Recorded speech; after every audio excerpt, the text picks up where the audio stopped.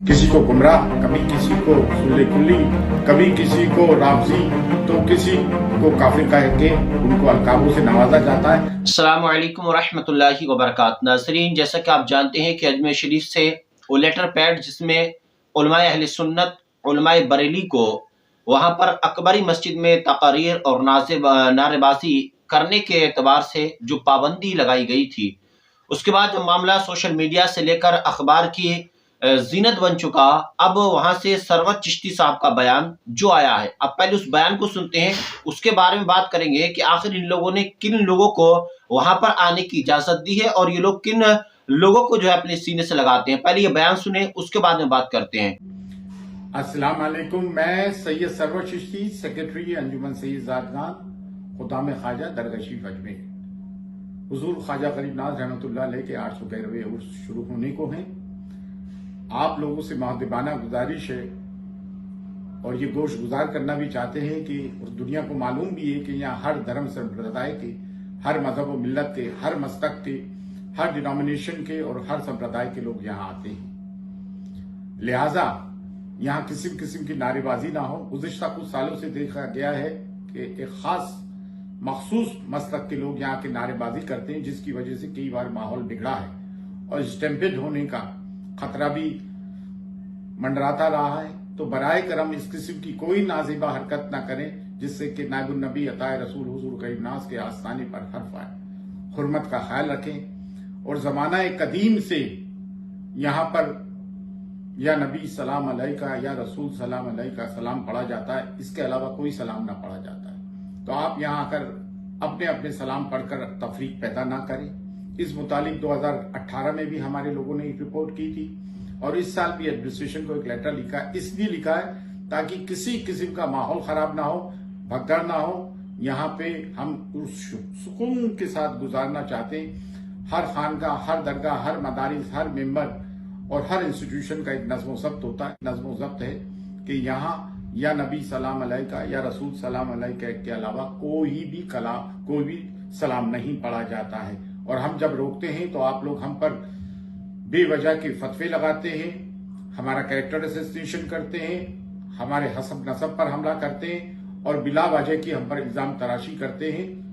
यही सबब है कभी किसी को गुमराह, कभी किसी को सुल्ले कुल्ली, कभी किसी को राफजी, तो किसी को काफिर कह के उनको अलकाबों से नवाजा जाता है। बराए करम इस खानका की हुर्मत का ख्याल रखें। फी अमानिल्लाह, अल्लाह हाफिज।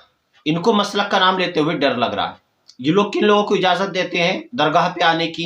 ये फोटो आप अपनी स्क्रीन पे देखें, ये मौलाना तारिक जमील है जो गुस्ताख है और अल्लाह तबारक व तआला का गुस्ताख, अल्लाह के नबी का गुस्ताख और हते इमाम हुसैन रदी अल्लाह तआला अन्हु का गुस्ताख, हते आयशा सिद्दीक़ा रदी अल्लाह तआला अन्हा का गुस्ताख, हते उमर फारूक आज़म रदी अल्लाह तआला अन्हु का गुस्ताख। ये वो गुस्ताख है कि जिसकी गुस्ताखियां अब छुपी हुई नहीं है। आप यूट्यूब पर जाकर देखेंगे, समझ और सर्च करेंगे तब पता चल जाएगा ये तारिक जमील कितना बड़ा गुस्ताख है। आगे बात करते हैं। इन्होंने एक मखसूस मसलक की बात की, उस मसलक का नाम नहीं लिया। अब आपको सीधी सी बात है, इन्होंने अपनी जबान से तो नाम नहीं लिया, लेकिन लेटर पैड के अंदर इन्होंने छाप दिया कि बरेलवी मसलक के कोई भी आलिम अकबरी मस्जिद में तकरीर या नारेबाजी, बयानबाजी नहीं करेंगे। अकबरी मस्जिद क्या है मैं आपको बताऊं। अकबरी मस्जिद हुजूर ख्वाजा गरीब नवाज रहमतुल्लाहि अलैह के आस्ताने के पास में बराबर से है। वहां पर आला हजरत रदी अल्लाह तआला अन्हु जब हयात ज़ाहिरी में आप भी उर्स शरीफ में आते थे, आपका बयान भी वहीं अकबरी मस्जिद में हुआ करता था। उसके बाद में हुजूर मुफ्ती आज़म हिंद रदी अल्लाह तआला अन्हु, आपका बयान भी अकबरी मस्जिद में हुआ करता था। यहाँ तक के हुजूर ताजुश्शरिया रहमतुल्लाहि अलैह आते, आपका बयान भी मस्जिद अकबरी में हुआ करता था। अब जो है हुजूर कायद मिल्लत अल्लामा असजद रजा खान साहब जब वो आते हैं, आने के बाद वो भी उनका भी बयान अकबरी मस्जिद में होता है। जितनी भी उलमा अहले सुन्नत के जय्यद आलिम गुजरे हैं, उनके सबके बयानात अकबरी मस्जिद में और अब तक होते हैं।